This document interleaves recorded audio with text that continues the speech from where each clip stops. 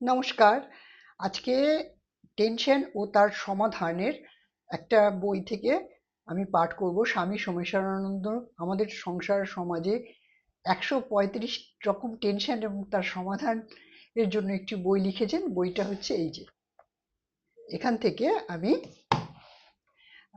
পড়ছি। আমার বন্ধুদের কিছু না কিছু কাজে লাগবে এই আশা নিয়ে।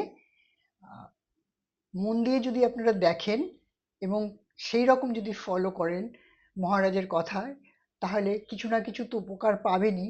এবং জীবনটা অনেকটা সহজ পথে এগোনোর জন্য, যে যেরকম আমাদের গাড়ি দেখুন ঠিকঠাক গিয়ারে না পড়লে হ্যাচকা লাগতে থাকে, তেমন আমাদের মন মেজাজ যদি খারাপ থাকে এবং আমরা যদি টেনশনে থাকি, তাহলে আমাদেরও সেই গাড়ির হ্যাচকা লাগার মতো জীবনে হ্যাচকা লাগতে থাকে। তো সেটা যত কম লাগবে তত স্মুথলি চলবে জীবন। তো সেই উদ্দেশ্য নিয়ে এই বই থেকে কিছু সমাধান এবং তার আহ, যে সমস্যা, দুটোই আলোচনা করছি, পাঠ করছি।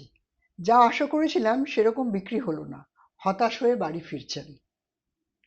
না, আজ পরীক্ষাটাও ভালো হলো না, অথচ আপনি খুব খেটেছিলেন।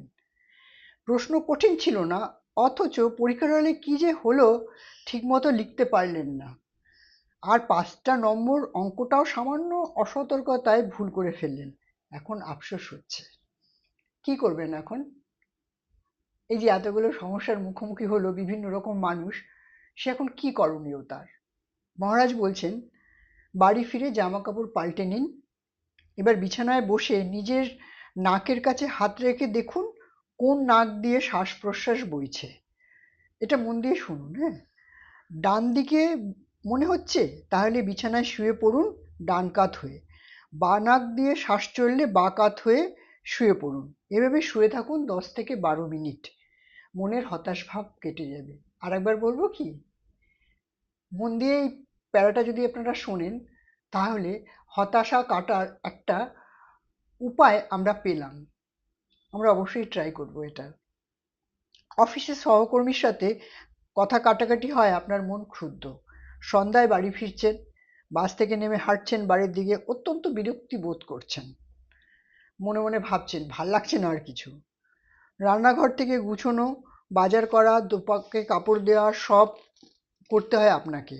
পতিদেব কোনো সাহায্য করেন না। সকাল থেকে এঁটো বাসনপত্র পড়ে আছে, অথচ কাজের মেয়েটি আজও এলো না, কোনো খবর দেয়নি। আপনার মন বিরক্তিতে ভরে আছে। কি করবেন? কি করবেন? মনে মনে গজগজ করলে তো আর বিরক্তি দূর হবে না। হবে কি? মনে মনে গজগজ করলে বিরক্তি দূর হবে না।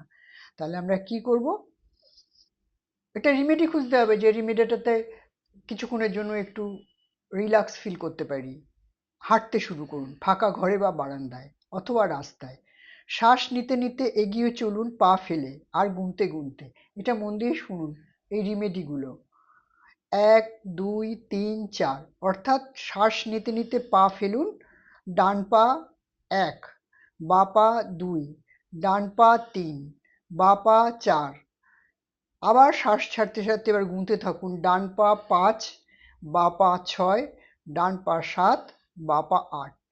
এরকম ১০ থেকে ২০ মিনিট হাঁটুন, বিরক্তি কমে যাবে। অত্যন্ত সহজ সরল উপায়। আমরা এই উপায়গুলো অবশ্যই করতে পারি জীবনে। এবং যদি আমাদের বিরক্তি কেটে যায়, খিটখিটে ভাব কেটে যায়, না করার কোনো কারণ নেই। এই দুটো উপায় করি।